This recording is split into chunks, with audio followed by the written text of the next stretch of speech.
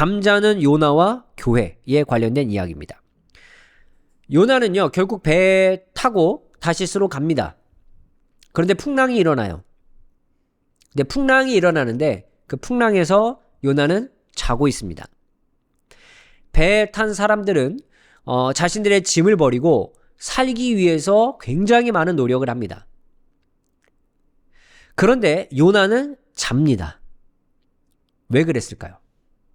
본문을 보겠습니다.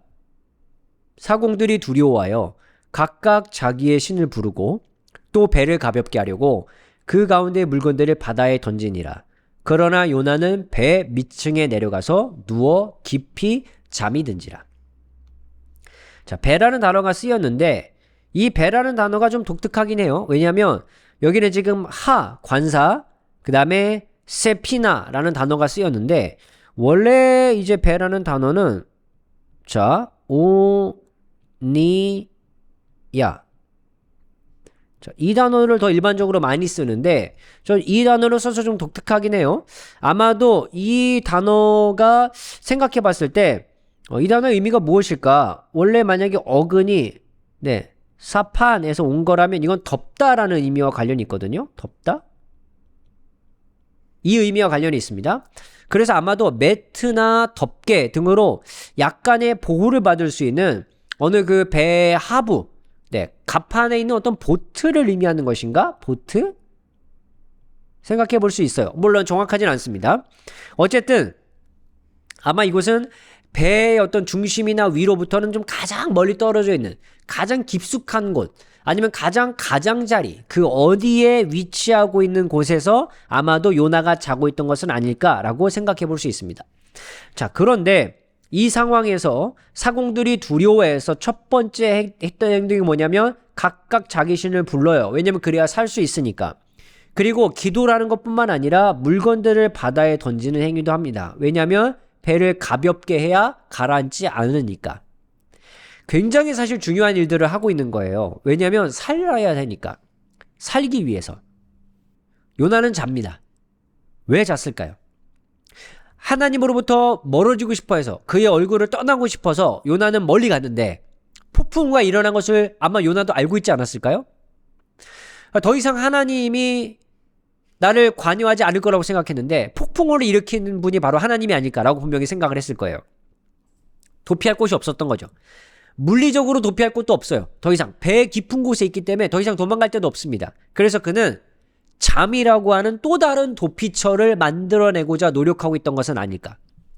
사공들과 다른 사람들은요, 살기 위해서 신을 부르고 짐을 던져요. 요나는요, 하나님의 얼굴로부터 더 멀리 떨어지려고 지속적으로 도피의 행동을 하고 있을 뿐이에요.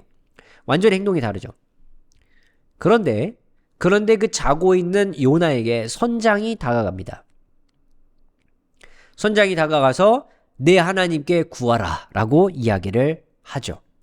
근데 이 말은 굉장히 중요한 말이에요. 자, 히브리어 단어를 좀 볼게요. 요나 1장 2절과 1장 6절을 서로 비교해 보겠습니다.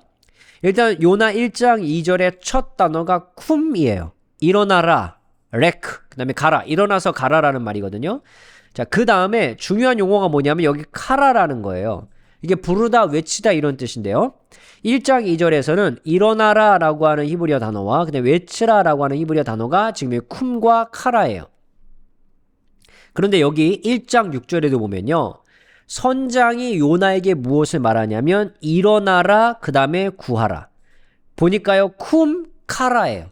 하나님께서 요나에게 명령하셨던 게 뭐냐면 일어나서 외치라라는 거예요. 그런데 이 비슷한 말을 지금 선장이 요나에게 하고 있습니다. 하나님께서는 요나를 통해서 우리가 내용을 다 알고 있지만 일어나서 사람들에게 외치고 사람들이 그 이야기를 듣고 회개한 상황 때문에 하나님은 니느웨를 용서하세요. 그러니까 요나 1장 2절은 예언자가 심판을 선포하러 가는 것 같지만 궁극적으로는 그들을 용서하고 싶어하는 하나님의 마음이 표현된 사명일 수도 있습니다. 그런데 요나는 그것을 거부했어요. 그런데 지금 여기 선장이 요나에게 하는 말이 앞서 요나가 싫어서 떠났던 그 하나님의 말을 생각나게 만들어주는 용어를 사용합니다. 자크 엘릴이라는 분이 있습니다. 자크 엘릴이라는 분이 이 선장의 말에 주목하여 이렇게 이야기를 했습니다. 그걸 제 말로 좀 풀어서 이렇게 설명드려 볼게요. 현대의 교회가 세상에서 일어나는 일에는 관심 없고 자신들만 생각하고 있기 때문에 세상이 교회를 깨우고 있는 장면으로도 볼 수 있다 라고 이 본문을 해석합니다. 교회는요, 신자들의 공동체이긴 하지만 더 넓게 보면 사회의 그리스도인들입니다. 그러니까 사회의 일원, 사회를 살아가는 사람들 중에 한 명이죠. 그리스도인들은 마땅히 세상 사람들의 삶과 그들의 말에 귀를 기울여야 합니다. 그리고 그곳에서 하나님의 뜻을 성취해 나가며 그리스도의 사랑을 선포하며 그렇게 살아가도록 애쓰는 사람들이 그리스도인들이어야 됩니다. 교회 안에서만 그렇게 행동하는 사람들이 아니라 세상에서 그렇게 살아가야 되는 거죠. 그런데 그렇게 행동하지 못하고 있는 요나를 마치 선장이 깨우는 것 같아요. 세상 사람들에 대해서 아무 관심도 갖지 않고 있는 교회를 향해서 사람들은 이야기하고 있는 거죠. 비그리스도인들이 그리스도인들을 향해서 도움을 요청하고 호소하는 그런 상황이라고도 볼 수 있다는 겁니다. 교회 밖에 있는, 예를 들어 보는 거예요. 교회 밖에 있는 사람들이 처절하게 살아가는 삶 때문에 힘들어해요. 언제 죽을지 몰라요. 괴로워해요. 그래서 그들은 자신들이 믿고 있는 신께 기도하고 그리고 자기들 물건을 던지는 이런 행동을 하고 있습니다. 배 위에서. 근데 그리스도인들은 그냥 배 밑에서 자고 있어요. 그때 사람들이 그리스도인들을 깨우며 말하는 거죠. 우리가 살아날 수 있도록 하나님께 기도를 좀 해주십시오. 도움을 요청하는 순간일 수 있다는 거예요.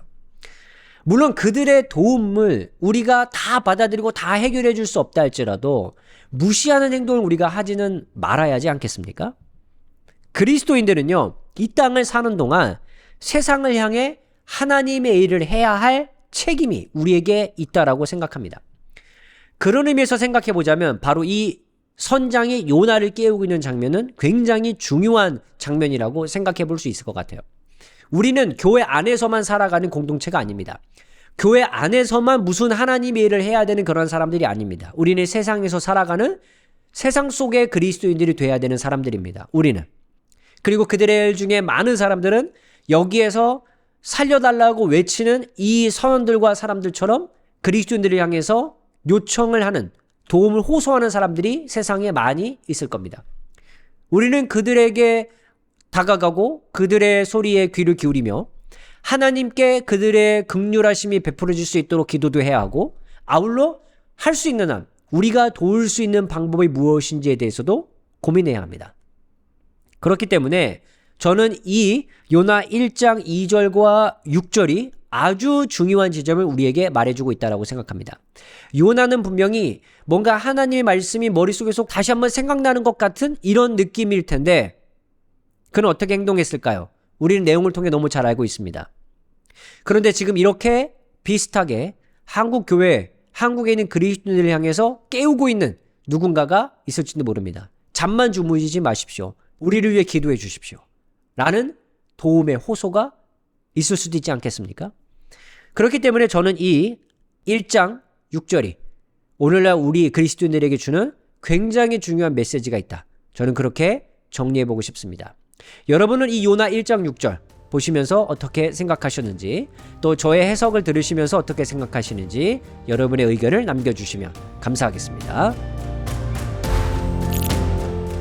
오늘의 컨텐츠가 도움이 되셨다면 유튜브 멤버십이나 네이버 프리미엄 컨텐츠 오늘의 구약 공부를 구독하신다면 구약을 더 깊이 배우실 수 있습니다.